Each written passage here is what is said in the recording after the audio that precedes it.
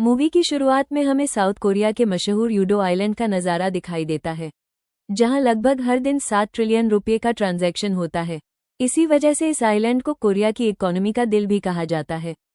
यहाँ के लोग सिर्फ माउस के एक क्लिक से ही करोड़ों रुपये इधर से उधर कर देते हैं। हमारी मूवी का हीरो ह्यून पैसे कमाने के इस विशाल समुंदर में एक बहुत बड़ा सपना लेकर आता है। ह्यून एक बहुत ही साधारण और गरीब परिवार का लड़का है। उसके पिता पेशे से एक साधारण किसान हैं। ह्यून को कुछ दिन पहले पता चलता है कि उसके पिता हार्ट के ट्यूमर से जूझ रहे हैं और उनके इलाज के लिए बहुत सारे पैसों की सख्त ज़रूरत थी।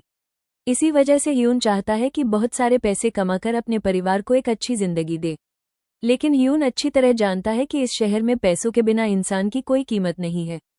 इसी बीच अपना सपना पूरा करने के लिए ह्यून डीएम सिक्योरिटी कंपनी में स्टॉक ब्रोकर के रूप में काम शुरू करता है। स्टॉक ब्रोकर का काम सुनने में मुश्किल लग सकता है, लेकिन असल में उनका काम सिर्फ बड़े क्लाइंट्स के लिए शेयर्स खरीदना और बेचना होता है, और हर डील से उन्हें कमीशन मिलता है। लेकिन ह्यून की सबसे बड़ी प्रॉब्लम यह है कि उसे इस काम की बिल्कुल भी अच्छी समझ नहीं है। वो लगातार 10 महीने काम करने के बाद भी क्लाइंट से 1 रुपये का भी कमीशन नहीं कमा पाता, जबकि उसके बाकी कोलीग्स लगभग हर दिन लाखों रुपये कमा रहे होते हैं।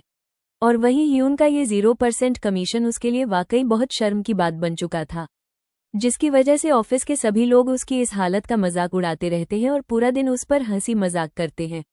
लेकिन ह्यून हर बेइज्जती को चुपचाप सह लेता है और अपनी डेस्क पर बैठा रहता है। लेकिन जॉन नाम का ये लड़का इस बड़ी कंपनी में ह्यून का एकमात्र अच्छा दोस्त है। जॉन एक बहुत ही अमीर परिवार से बिलोंग करता है। उसके पिता एक बहुत बड़े बिजनेसमैन हैं और जॉन की जिंदगी में पैसों की कोई कमी नहीं है। वो सिर्फ स्टॉक मार्केट के बारे में प्रैक्टिकल नॉलेज लेने के लिए यहाँ काम करने आया है। जॉन के अमीर होने की वजह से उसकी लाइफस्टाइल भी काफ़ी लग्जरियस है। दूसरी तरफ ह्यून अपनी खूबसूरत कोलीग पाक को दिल ही दिल में पसंद करता है। ह्यून जब भी पाक की तरफ देखता है तो जैसे अपनी जिंदगी के सारे दुख और परेशानियां कुछ देर के लिए भूल जाता है। लेकिन ह्यून में बिल्कुल भी हिम्मत नहीं है कि वो पाक को अपने दिल की बात बता सके, क्योंकि वो अच्छी तरह जानता है कि उस जैसे एक गरीब ब्रोकर को पाक कभी भी इम्पोर्टेंस नहीं देगी। इसी वजह से वो दूर से ही अपने दिल को तसल्ली दे देता है। इसी तरह एक दिन ह्यून हमेशा की तरह अपने ऑफिस की डेस्क पर बैठकर काम कर रहा था। वो दिल ही दिल में एक बड़े क्लाइंट के ऑर्डर का इंतजार कर रहा था। लेकिन ठीक उसी वक्त उसके पास एक अनजान क्लाइंट का फोन आता है। वो क्लाइंट उसे माउलिन इलेक्ट्रॉनिक्स कंपनी के 20,000 शेयर्स बेचने के लिए कहता है। ह्यून अपनी जिंदगी का पहला इतना बड़ा ऑर्डर पाकर खुशी के मारे पूरी तरह घबरा जाता है। वो जल्दबाजी में शेयर्स को बेचने की जगह खरीद लेता है, और इस छोटी सी गलती की वजह से कंपनी को बहुत बड़ा नुकसान हो जाता है। और इसीलिए क्लाइंट फोन करके ह्यून को बुरी तरह गाली देना शुरू कर देता है। तब ह्यून को समझ आता है कि उससे कितनी बड़ी गलती हो गई है। डर के मारे उसका पूरा शरीर कांपने लगता है। उधर कंपनी का मैनेजर जब इस घटना के बारे में जानता है तो वो उस पर बहुत ज्यादा गुस्सा हो जाता है। वो ह्यून की इस बेवकूफ़ी की वजह से ऑफिस के सभी लोगों का बोनस कैंसिल कर देता है। अब ऑफिस के सारे कोलीग्स बोनस कैंसिल होने की वजह से उस पर और भी ज्यादा गुस्सा हो जाते हैं। सभी उसे मूर्ख कहकर बुरी तरह बेइज्जत करने लगते हैं। इन सब बातों से ह्यून को बहुत ज्यादा अपमान महसूस होता है और रात को सड़क के किनारे बैठकर वो अकेला शराब पीने लगता है। वो सोचने लगता है कि शायद उसकी जिंदगी में अब कोई उम्मीद बाकी नहीं है। सीधी बात यह है कि ह्यून समझ चुका था कि शेयर मार्केट की इस बेरहम दुनिया में उसकी कोई जगह नहीं है। ठीक उसी वक्त मिन नाम का एक सीनियर कोलीग ह्यून के पास आकर बैठता है। यह मिन उनकी कंपनी के सबसे टॉप स्टॉक ब्रोकर्स में से एक है। वो ह्यून की इस दर्दनाक हालत को देखकर उसके पास आकर खड़ा हो जाता है। मिन ह्यून को इतना ज्यादा निराश देखकर उसे एक सीक्रेट रास्ता दिखाने का प्रस्ताव देता है। वो ह्यून को एक ऐसी सीक्रेट इन्वेस्टमेंट कंपनी के बारे में बताता है जो $1 मिलियन के साथ खेलती है। मिन ये भी बताता है कि एक वक्त था जब वो खुद भी ह्यून की तरह बिल्कुल बेवकूफ़ और नाकाम था, लेकिन जब से वो बुचिक नाम की उस सीक्रेट कंपनी से जुड़ा है तब से उसकी किस्मत पूरी तरह बदल गई है। ये सब बातें सुनकर ह्यून के अंदर पैसों की लालच एक बार फिर से जाग उठती है। वो चाहता है कि किसी भी कीमत पर उस सीक्रेट कंपनी के साथ काम करके अपनी हालत भी बदल दे, क्योंकि अब उसकी आंखों के सामने सिर्फ पैसा ही पैसा था। लेकिन ह्यून अभी तक यह नहीं जानता था कि वो कितने बड़े खतरे की तरफ जा रहा है। उसे लगता है कि शायद यही उसकी जिंदगी का सबसे बड़ा मौका है। आखिरकार मिन की बात मानकर ह्यून नंबर प्लेट नाम के उस रहस्यमयी आदमी से मिलने का फैसला करता है। नंबर प्लेट शेयर मार्केट का एक अदृश्य भगवान है। कोई भी उसका असली नाम या पहचान नहीं जानता। ह्यून बहुत नर्वस होकर एक गुप्त जगह पर उससे मिलने जाता है। वहां पहुंचकर वो देखता है कि नंबर प्लेट बहुत ही शांत तरीके से उसका इंतजार कर रहा है। नंबर प्लेट की आंखों और चेहरे पर एक अलग ही तरह का आत्मविश्वास नजर आ रहा था। ह्यून उसके सामने खड़े होते ही डरने लगता है। फिर नंबर प्लेट ह्यून को बहुत शांत अंदाज में एक बहुत बड़ी डील का ऑफर देता है। इस डील की टोटल अमाउंट 50 बिलियन वॉन है, यानी ह्यून को सिर्फ एक निर्धारित समय पर कुछ शेयर्स खरीदने होंगे, और अगर वो ये काम सही तरीके से कर लेता है तो उसके अकाउंट में 5 मिलियन वॉन आ जाएंगे। ये रकम ह्यून की सैलरी से लगभग 250 गुना ज्यादा है, जिसकी वजह से इतने सारे पैसों की बात सुनकर वो पूरी तरह हैरान रह जाता है। हैरान होना भी लाजमी था, क्योंकि उसने अपनी जिंदगी में इतने पैसे कभी नहीं देखे थे। सीधी बात यह है कि यह एक ही डील ह्यून की पूरी जिंदगी बदल सकती थी। इसके अलावा ह्यून अपने बीमार पिता के बारे में सोचकर इस डील के लिए हाँ कर देता है। लेकिन शेयर मार्केट में इतनी बड़ी डील करना बिल्कुल भी आसान काम नहीं था। ह्यून को मार्केट खुलते ही बहुत सावधानी से शेयर्स खरीदने थे। अगले दिन सुबह ह्यून अपनी डेस्क पर बैठकर बहुत ज्यादा पसीना बहाने लगता है। उसके सीने के अंदर उसकी हार्टबीट रॉकेट की रफ्तार से बढ़ने लगती है। इसी तरह मार्केट खुलने से ठीक कुछ पल पहले ह्यून के फोन पर एक अनजान कॉल आती है, और ठीक उसी पल ह्यून कांपते हुए हाथों से माउस पकड़कर शेयर्स खरीदना शुरू कर देता है। लेकिन इस बार वो पिछली बार की तरह कोई बेवकूफ़ी नहीं करता। वो बिल्कुल सही तरीके से एक ही पल में शेयर्स को खरीद लेता है, और इसी वजह से शेयर मार्केट के इस बड़े ऑर्डर की वजह से मानो भूकंप आ जाता है। दूसरे ट्रेडर्स ह्यून की इस इतनी बड़ी बाइंग को देखकर पूरी तरह कंफ्यूज हो जाते हैं। उन्हें बिल्कुल समझ नहीं आता कि अचानक कंपनी के शेयर्स की कीमत क्यों बढ़ने लगी है। दरअसल मार्केट मैनिपुलेशन की वजह से हांगकांग का एक बहुत बड़ा बैंक अपने शेयर्स बेच देता है, जिसकी वजह से मार्केट में शेयर्स की कीमत तेजी से नीचे गिर जाती है। और नंबर प्लेट का असली प्लान ही शेयर्स की कीमत को नीचे लाना था। वो मार्केट मैनिपुलेशन करके कम दाम पर शेयर्स खरीदकर बहुत बड़ा प्रॉफिट कमाना चाहता था। यानी ह्यून सिर्फ नंबर प्लेट के इस घटिया प्लान का एक मोहरा बनकर काम कर रहा था। इसी तरह दिन के आखिर में ह्यून इस बड़ी डीएम कंपनी के सभी लोगों को हैरान कर देता है। जो ह्यून कुछ दिन पहले तक एक भी शेयर नहीं बेच पाता था, वही आज अकेला मार्केट की सबसे बड़ी डील करके दिखा देता है। मैनेजर से लेकर कोलीग्स तक सभी ह्यून की तारीफ करने लगते हैं। ह्यून पहली बार अपने काम के लिए इतनी इज्जत और तारीफ पाता है। रात को नंबर प्लेट उसकी मेहनत का पैसा ठीक तरीके से दे देता है, लेकिन ये कमीशन सीधा ह्यून के अकाउंट में भेजने के बजाय बहामास के एक सीक्रेट अकाउंट में ट्रांसफर कर देता है। इस काम का मकसद ये था कि सरकार या फाइनेंशियल सुपरवाइजर्स की नज़र में इतनी बड़ी रकम न आए। अब ह्यून अपना सीक्रेट बैंक बैलेंस देखकर अपनी आंखों पर यकीन ही नहीं कर पाता। वो टेस्ट करने के लिए वहां से सिर्फ $10 अपने रेगुलर अकाउंट में ट्रांसफर करता है, और उसके तुरंत बाद देखता है कि उसके अकाउंट में वो $10 आ चुके हैं। ये देखकर ह्यून खुशी से झूम उठता है। उसके अंदर की गरीबी का डर और शर्म एक पल में गायब हो जाती है। उसे समझ आ जाता है कि अगर पैसा हो तो इस दुनिया में सब कुछ हासिल किया जा सकता है। अब ह्यून सोचता है कि उसके पिता के इलाज के लिए उसे अब किसी बात की चिंता करने की जरूरत नहीं है। इसके बाद वो तुरंत शहर के सबसे महंगे इलाके में एक लग्जरियस अपार्टमेंट खरीद लेता है, और वहां से पूरी कोरियन स्टॉक एक्सचेंज की बिल्डिंग्स दिखाई देती थीं। इसके अलावा वो अपनी क्रश पाक को भी अपना नया महंगा अपार्टमेंट दिखाने ले जाता है। पाक ह्यून को इतनी जल्दी अमीर बनता देखकर पूरी तरह हैरान रह जाती है। वह हैरानी से पूछती है कि इतने कम समय में उसके पास इतने सारे पैसे आए कैसे। तब ह्यून बड़े गर्व के साथ पाक से कहता है कि यह तो सिर्फ शुरुआत है। वो अपनी खुद की काबिलियत से कितने पैसे कमा सकता है, इसका अंदाजा पाक भी नहीं लगा सकती। लेकिन इतना सब कुछ करते हुए ह्यून ये समझ ही नहीं पा रहा था कि वो कितने बड़े गड्ढे में कदम रख चुका है। इसी तरह ह्यून की जिंदगी पूरी तरह बदल जाती है। वो अपने माता पिता की हर ख्वाहिश बहुत आसानी से पूरी करने लगता है। उसके पिता के इलाज के लिए अब किसी भी चीज की कमी नहीं रहती। ह्यून बहामास के उस सीक्रेट अकाउंट में लाखों डॉलर्स जमा करने लगता है। दरअसल बड़े बड़े भ्रष्ट लोग अपना काला धन छुपाने के लिए पनामा या बहामास जैसे देशों में टैक्स फ्री बैंक अकाउंट्स खोलते हैं। इसलिए फाइनेंशियल डिपार्टमेंट के लोगों को उस गुप्त पैसे का कोई पता नहीं चल पाता।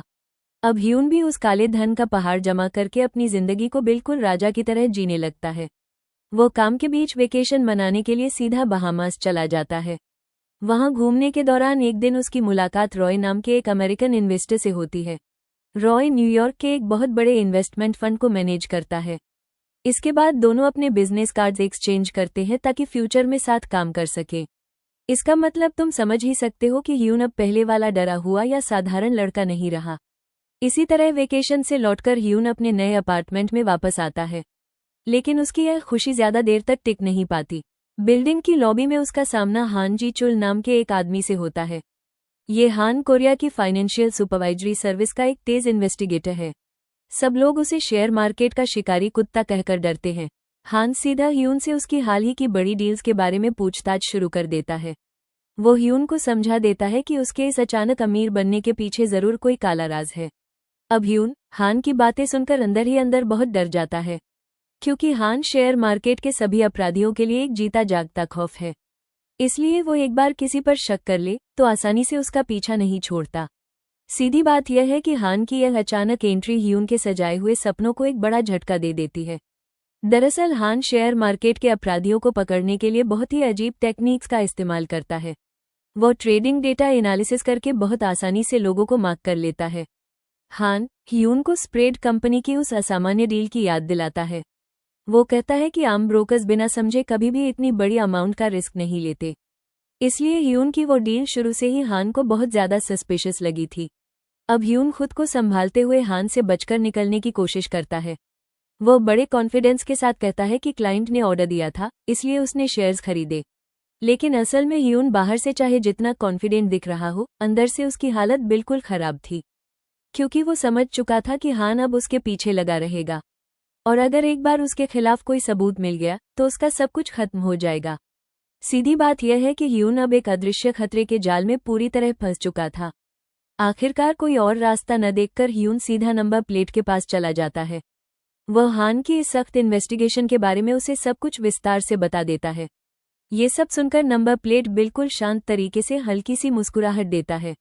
वो ह्यून से कहता है, ये शिकारी कुत्ते बिना सबूत के कुछ भी नहीं कर सकते, क्योंकि ह्यून की सारी डील्स पूरी तरह लीगल तरीके से की गई हैं, और उसका गैर कानूनी पैसा भी विदेश के सीक्रेट अकाउंट में सुरक्षित छुपा हुआ है। इसलिए हान चाहकर भी उसे किसी भी तरह फ्रॉड साबित नहीं कर पाएगा। इसके बाद नंबर प्लेट ह्यून को डरने से मना करता है और अगले प्रोजेक्ट की तैयारी करने के लिए कहता है। इस बार उनका टारगेट प्रोग्राम ट्रेडिंग के जरिए मार्केट से बहुत बड़ा प्रॉफिट कमाना था। ये सुनकर ह्यून अपना डर एक तरफ रखकर फिर से नंबर प्लेट की बात मान लेता है। प्रोग्राम ट्रेडिंग असल में एक ऑटोमेटेड सिस्टम है जहां एक ही क्लिक में हजारों शेयर्स खरीदे जा सकते हैं। इस प्रोग्राम ट्रेडिंग के जरिए आम ट्रेडर्स के मैन्युअली कुछ खरीदने से पहले ही यह प्रोग्रामिंग सारे शेयर्स खुद ही खरीद लेती है। यानी नंबर प्लेट इसी सिस्टम का इस्तेमाल करके दूसरी कंपनियों को बर्बाद करने का एक मास्टर प्लान बनाता है। अब ह्यून अपने कंप्यूटर में उस स्पेशल ट्रेडिंग प्रोग्राम को बहुत सावधानी से इंस्टॉल कर लेता है। इसके अलावा उसके साथ और 4 लोग भी इसी प्रोग्राम के जरिए काम करने लगते हैं। सभी मिलकर शेयर मार्केट में एक बड़ा तूफान लाने का इंतजार करते हैं।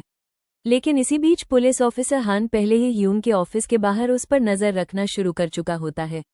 हान किसी भी कीमत पर ह्यून और नंबर प्लेट का असली चेहरा दुनिया के सामने लाना चाहता है। यानी एक तरफ ह्यून हान की नज़र में है और दूसरी तरफ वो एक और बड़ा जुर्म करने जा रहा है। अगले दिन ऑफिस में बैठकर ह्यून उस स्पेशल ट्रेडिंग प्रोग्राम को ऑन करता है, जिसके बाद पलक झपकते ही मार्केट के हजारों शेयर्स उसके अकाउंट में आ जाते हैं। दूसरे ब्रोकर्स मैन्युअली कुछ समझ पाते उससे पहले ही ह्यून पूरा मार्केट साफ कर देता है।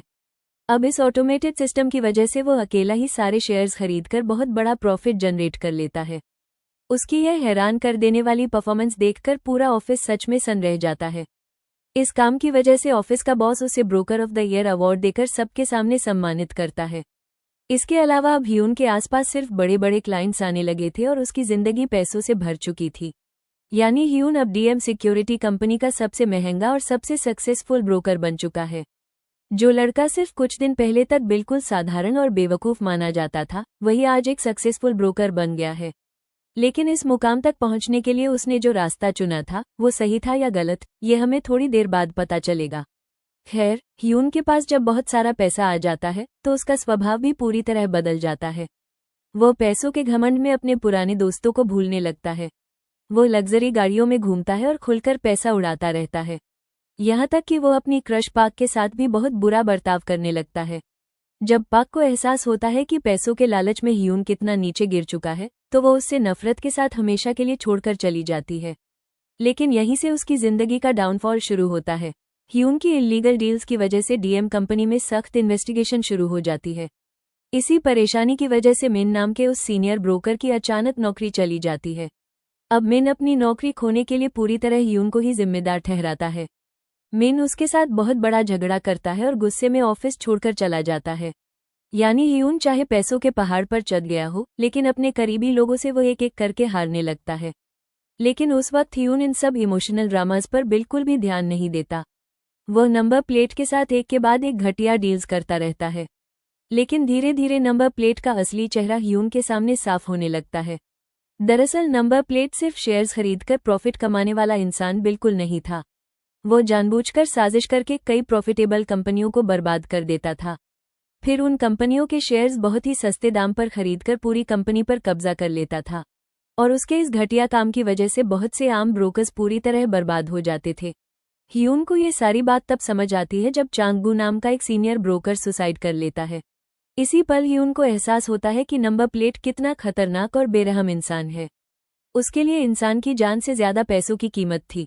उधर इन्वेस्टिगेटर हान भी ह्यून के खिलाफ काफी मजबूत सबूत जमा कर चुका होता है। हान के पास मौजूद ये सबूत ह्यून को सीधा जेल पहुंचा सकते थे। इसके बाद हान ह्यून को बुलाकर नंबर प्लेट के बर्बाद किए हुए कंपनियों की लिस्ट दिखाता है। हान उसे साफ साफ समझा देता है कि एक दिन नंबर प्लेट उसे भी टिश्यू पेपर की तरह इस्तेमाल करके फेंक देगा। ये सब सुनकर ह्यून पूरी तरह कंफ्यूज हो जाता है और अंदर ही अंदर डरने लगता है। लेकिन ठीक उसी वक्त नंबर प्लेट उसे एक और खतरनाक असाइनमेंट दे देता है। जब ह्यून वो फाइल खोलकर नई कंपनी का नाम देखता है तो वो पूरी तरह सन्न रह जाता है, क्योंकि यह कंपनी उसके बेस्ट फ्रेंड यूसुंग के पिता की थी। यूसुंग के पिता ने सालों की मेहनत से इस कंपनी को खड़ा किया था और अब वही कंपनी नंबर प्लेट का अगला टारगेट बन चुकी थी। उसका प्लान था कि पहले इस कंपनी में कोई बड़ा हादसा करवाया जाए और फिर शेयर मार्केट गिरते ही उसके शेयर्स बहुत सस्ते दाम पर खरीद लिए जाएं। यानी इस बार नंबर प्लेट ह्यून से उसके ही दोस्त की पीठ में छुरा डालने को कह रहा था। इसी तरह हालात और भी ज्यादा खतरनाक हो जाते हैं जब यूसुंग के पिता एक रहस्यमयी हादसे में मर जाते हैं। तब ह्यून को अच्छी तरह समझ आ जाता है कि इस कत्ल के पीछे सीधा नंबर प्लेट का हाथ है। यूसुंग अपने पिता की मौत से पूरी तरह टूट जाता है और कंपनी खो देने के डर से रोते रहता है। ह्यून अपने बेस्ट फ्रेंड की यह दर्दनाक हालत देखकर गहरे अपराधबोध में डूब जाता है। अब अगर वो ये शेयर्स नहीं खरीदेगा तो नंबर प्लेट उसे भी पक्का मार डालेगा, और अगर वो शेयर्स खरीद लेता है तो उसके दोस्त का पूरा परिवार हमेशा के लिए सड़क पर आ जाएगा। अब ह्यून पैसों की लालच और दोस्ती के बीच एक बहुत बड़े संकट में फंस जाता है। लेकिन बहुत सोचने के बाद ह्यून अपना फैसला कर लेता है। इस बार वो तय करता है कि नंबर प्लेट के खिलाफ जाकर अपनी जिंदगी का सबसे बड़ा रिस्क उठाएगा। इसके बाद ह्यून अपने बेस्ट फ्रेंड यूसुंग से मिलने आता है। यूसुंग अपने पिता की मौत के बाद पूरी तरह टूट चुका था और इसी हालत में दिन गुजार रहा था। अब यूसुंग की कंपनी के शेयर्स की कीमत मार्केट में बिल्कुल नीचे गिर चुकी थी, इसलिए उनकी फैमिली कंपनी पूरी तरह बर्बाद होने की कगार पर थी। मजबूरन यूसुंग के चाचा कंपनी को चीन के एक इन्वेस्टर को बेचना चाहते थे। अपने दोस्त की इतनी बेबस हालत देखकर ह्यून के दिमाग में एक मास्टर प्लान आता है। वो यूसुंग को एक गुप्त जानकारी देकर शेयर्स होल्ड करने के लिए कहता है। फिर वो बताता है कि अगले दिन एक निर्धारित समय पर शेयर्स की कीमत बहुत बढ़ जाएगी और जैसे ही प्राइस बढ़े उसे तुरंत सारे शेयर्स बेच देने चाहिए। अगर वो ऐसा कर लेता है तो उनकी कंपनी फिर से अपनी मजबूत पोजीशन में लौट आएगी। ये सुनकर यूसुंग हैरान होकर पूछता है कि इतने कम वक्त में इतने बड़े क्लाइंट्स कहाँ से आएंगे। तब ह्यून उसे भरोसा दिलाता है कि वो अकेला ही सारे शेयर्स खरीद लेगा। इसी तरह अगले दिन सुबह शेयर मार्केट खुलने का वक्त आ जाता है। ह्यून अपनी डेस्क पर बैठकर घड़ी की सुई पर तीखी नजर रखता है। मार्केट खुलते ही ह्यून यूसुंग की कंपनी के सारे शेयर्स खरीदना शुरू कर देता है। उसकी इस काम की वजह से कुछ ही पलों में कंपनी की मार्केट वैल्यू तेजी से बढ़ने लगती है। लेकिन अब ह्यून को उन सारे शेयर्स को फिर से ऊंची कीमत पर बेचना होगा, वरना यूसुंग की कंपनी का प्रॉफिट किसी भी तरह नहीं बढ़ेगा। लेकिन यहाँ बेचने के लिए शेयर्स की संख्या कई सारे थी। ह्यून अपने सीक्रेट बैंक अकाउंट के जरिए ये सारे शेयर्स खरीदना चाहता है, लेकिन वो देखता है कि उसके पास इतना पैसा नहीं है। उसके जमा किए हुए पैसों से वो आधे से ज्यादा शेयर्स भी नहीं खरीद पाएगा। इसलिए बाकी शेयर्स वो किसको बेचेगा, ये सोचकर वो परेशान हो जाता है, क्योंकि इतनी जल्दी इतना बड़ा क्लाइंट मिलना बिल्कुल आसान बात नहीं थी। इस अचानक मुसीबत में फंसकर ह्यून बहुत ज्यादा चिंता में पड़ जाता है, क्योंकि वो जानता था कि अगर यह सारे शेयर सेल न हुए तो उसके दोस्त की कंपनी दिवालिया हो जाएगी और इसी मौके का फायदा उठाकर नंबर प्लेट बहुत सस्ते दाम पर पूरी कंपनी खरीद लेगा। अब कोई रास्ता न देखकर ह्यून पागलों की तरह सोचने लगता है। और ठीक उसी वक्त ह्यून को बहामास की वेकेशन के दौरान मिले अमेरिकन इन्वेस्टर रॉय की याद आ जाती है। रॉय से उसकी मुलाकात बहामास में छुट्टी के दौरान हुई थी। रॉय न्यूयॉर्क की एक बहुत बड़ी इन्वेस्टमेंट फंडिंग कंपनी में काम करता है, इसलिए ह्यून तुरंत उसे फ़ोन करता है। वो रॉय को क्लाइंट के रूप में इस कंपनी में जल्दी इन्वेस्ट करने का एक बहुत बड़ा प्रस्ताव करता है। रॉय भी इस प्रस्ताव के लिए तुरंत हाँ कर देता है, क्योंकि रॉय का काम ही प्रॉफिटेबल जगहों पर इन्वेस्ट करना था। उधर नंबर प्लेट का प्लान था मार्केट में फेक न्यूज़ फैलाकर शेयर्स की कीमत गिरा देना, और जब सब लोग डरकर अपने शेयर्स बेच देंगे तब वो उन्हें सस्ते दाम पर खरीद लेगा। लेकिन ह्यून उस फेक पैनिक सेलिंग के दौरान अकेला ही सारे शेयर्स खरीद लेता है, जिसकी वजह से मार्केट में शेयर्स की डिमांड बहुत तेजी से बढ़ जाती है और प्राइस फिर नीचे नहीं गिरती। इसी तरह जब रॉय अपने अमेरिकन फंड के साथ मार्केट में एंट्री करता है तो पूरा गेम प्लान ही बदल जाता है। शेयर्स की कीमत इतनी तेजी से बढ़ती है कि नंबर प्लेट को मजबूरन हार माननी पड़ती है। शेयर मार्केट की इस पूरी प्रोसेस को शॉर्ट स्क्वीज कहा जाता है। सीधी बात यह है कि ह्यून ने नंबर प्लेट के ही हथियार से उसे बुरी तरह हरा दिया। इसके बाद रॉय और ह्यून दोनों मिलकर उन सारे शेयर्स को खरीद लेते हैं। इसकी वजह से यू सुंग की कंपनी के शेयर्स की कीमत रॉकेट की रफ्तार से बढ़ने लगती है। नतीजे में यू सुंग की कंपनी पहले से भी दोगुना प्रॉफिट कमा लेती है और उनकी कंपनी फिर से एक मजबूत पोजीशन में आ जाती है। लेकिन यू सुंग की कंपनी को बचाने के चक्कर में ह्यून अपनी सारी जमा पूंजी खर्च कर देता है, यानी ह्यून अब पूरी तरह कंगाल हो चुका था। दरअसल इस सब के पीछे सिर्फ एक ही वजह थी, अपने गुनाहों को सुधारना। ह्यून चाहता था कि वो अपनी सारी गलतियों का प्रायश्चित करे, इसलिए उसने अपनी सारी जमा पूंजी लगाकर अपने दोस्त को बचाया और अपने कुछ पापों का बोझ हल्का करने की कोशिश की, और इस काम में वो कामयाब भी हो गया। भले ही उसके बैंक अकाउंट का बैलेंस अब 0 था, लेकिन उसके दिल में एक अलग ही सुकून था।